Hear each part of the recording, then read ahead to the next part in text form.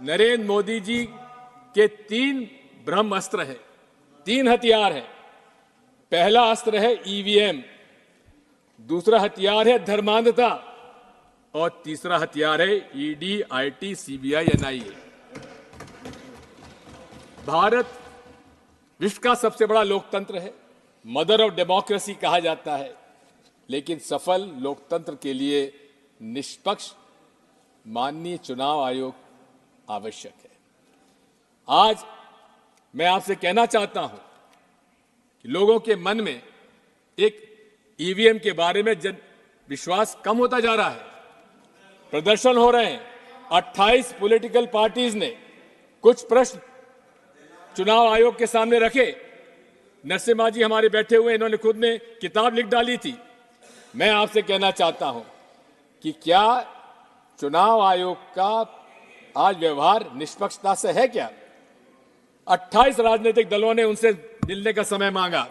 6 महीने में माननीय चुनाव आयोग को 28 पॉलिटिकल पार्टी से मिलने का समय तक नहीं मिला। हम ऐसे चुनाव आयोग पर कैसे भरोसा करेंगे? मैं आपसे कहना चाहता हूं कि एक तरफ जहां उच्चतम न्यायालय ने अपना सुझाव भेजा कि चुनाव आयोग के सदस्यों के चयन के लिए माननीय मुख्य न्यायाधीश उच्चतम न्यायालय के उनको भी उसका समिति का सदस्य बनाया जाए, लेकिन प्रधानमंत्री जी को रास नहीं आया और उन्होंने यहां से बिल पास करा लिया। जब सारे विपक्ष के संसद सदस्यों को उनको उन्होंने निष्कासित कर दिया था। और क्या किया कि प्रधानमंत्री जी के अलावा प्रधानमंत्री जी द्वारा मनोनीत मंत्री भी उसका सदस्य होगा। इसका मतलब कि 3 सदस्यों में 2 जब प्रधानमंत्री जी द्वारा होंगे तो उससे क्या उम्मीद की जाए? और यही नहीं है, आज ये बात साफ हो गई है कि बीईएल के अंदर 4 डायरेक्टर्स, इंडिपेंडेंट डायरेक्टर्स की नियुक्ति किनकी हुई है? भारतीय जनता पार्टी के लोगों की। सभापति जी महोदय, हमारी मांग क्या है? आज कंप्यूटर साइंस इतना आगे बढ़ चुका है कि हमारा जो मकसद है वोट डालने का, क्या वो उसका निर्णय हमको मिलता है क्या? आज सॉफ्टवेयर निर्णय करता है कि आपको मशीन क्या नतीजा देती है। हमारी मांग क्या है? हमारी मांग यह है कि माननीय चुनाव आयोग को वो सॉफ्टवेयर पब्लिक डोमेन में लाना चाहिए। हमारी क्या मांग है? ये मेरा अधिकार है, एक वोटर के नाते अधिकार है कि मैं जिसे वोट चाहूं उसको वोट पड़े। महोदय, कि इस पूरे विश्व में केवल 5 देश ऐसे आज हैं जहां ईवीएम के माध्यम से चुनाव हो रहा है। उसमें से ऑस्ट्रेलिया में जो सॉफ्टवेयर डाला जाता है वो पब्लिक डोमेन में है। मैं पूछना चाहता हूं आपके माध्यम से प्रधानमंत्री जी और पूरे मंत्रिमंडल से, क्या कारण है कि वो सॉफ्टवेयर बताने में क्यों इतने परहेज करते हैं? क्या डर है उन लोगों को? आज जब मांग उठ रही है जनमानस में चारों तरफ से कि हमें ईवीएम नहीं चाहिए, उस समय पूरे देश में ईवीएम का प्रचार करने के लिए चुनाव आयोग प्रदर्शन कर रहा है। अरे, हमें प्रदर्शन करने की आवश्यकता नहीं है।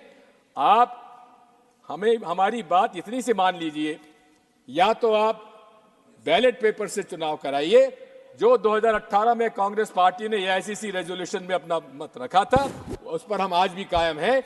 और यदि आपको ईवीएम से इतना ही प्रेम है तो आप हमारे हाथ में वीवीपैट स्लिप जब नीचे गिरती है तो उसको हमारे हाथ में दे दीजिए और हम जाकर मतपेटी में डाल देंगे। इसमें क्या ऐतराज होगा? माननीय अध्यक्ष महोदय, सभापति महोदय, मैं आपसे इतना अनुरोध करना चाहता हूं कि दूसरा हथियार इनका धर्मांधता का है।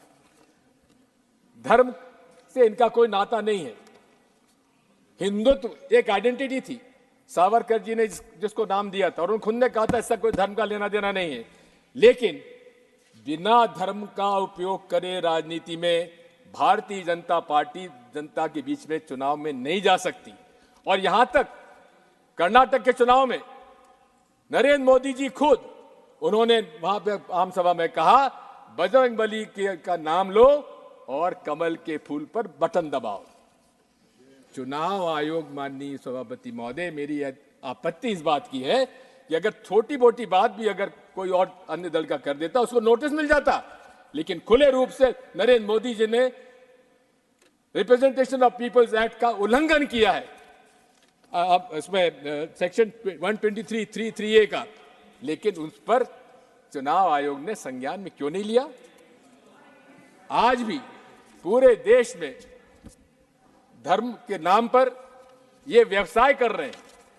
वो राम मंदिर का निर्माण जो कि नरसिम्हा राव जी ने रामालय ट्रस्ट को सौंपा था, चारों शंकराचार्य और स्वामी रामानंदाचार्य के रामनिधाचार्य जी, 5 लोगों का रामालय ट्रस्ट बनाया, उसके हाथ में क्यों नहीं दिया? किसको दिया? विश्व हिंदू परिषद के हाथ में। और विश्व हिंदू परिषद के हाथ में देकर निर्मोही अखाड़ा जो पूरे तरीके से 10 मिनट नहीं 5 मिनट तीर्थ हो गए, जो हमारे पास सूचना थी वो 10 मिनट के लिए। सर देखिए, आपने देखिए मेरी इस बारे में सर, मेरी आपसे 5 मिनट का समय और दीजिए, 2 बातें मुझे और करना है। आपको 5 मिनट दिया गया था, ऑलरेडी 10 मिनट हो गए हैं। 5 मिनट समय तय था आपके लिए।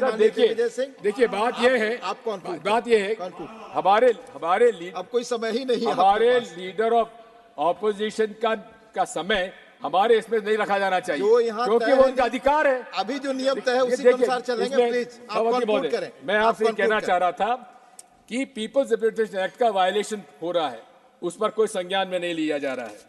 मैं आपसे इतना कहना चाहता हूं कि आज तीसरा हथियार इनका है ईडी, आईटी, सीबीआई, एनआईए का। इसमें मोदी जी को कहते हैं मेरी गारंटी, मोदी गारंटी का एक आपको उदाहरण देना चाहता हूं। भोपाल के अंदर उन्होंने भाषण में कहा कि मेरी मोदी गारंटी, ये महाराष्ट्र के नेता, उन पर 70,000 करोड़ का घोटाला है, उनको मैं जेल भेजूंगा। लेकिन 3 दिन बाद क्या हुआ सभापति महोदय? जेल भेजने के बजाय उनको मुख्यमंत्री बना दिया गया। देवेंद्र फडणवीस कहते थे दादा चक्की पीसिंग, आज दादा जेल में नहीं, महाराष्ट्र के मंत्रालय में बैठकर मोदी जी गारंटी कर पीसिंग कर रहे हैं। मैं आपसे कहना चाहता हूं कि पूरी तरह से Bharatiya Janata party anti poor है, शुरू से रही है, कोई नई बात नहीं है। पूरे कॉर्पोरेट्स के पक्ष में इनका पूरी रही है पूरा। और इसीलिए कि हमारे जो डायरेक्टिव प्रिंसिपल्स में असमानता दूर करने का निर्णय था, उससे अलग अमीर और गरीब का असमानता बढ़ती चली जा रही है।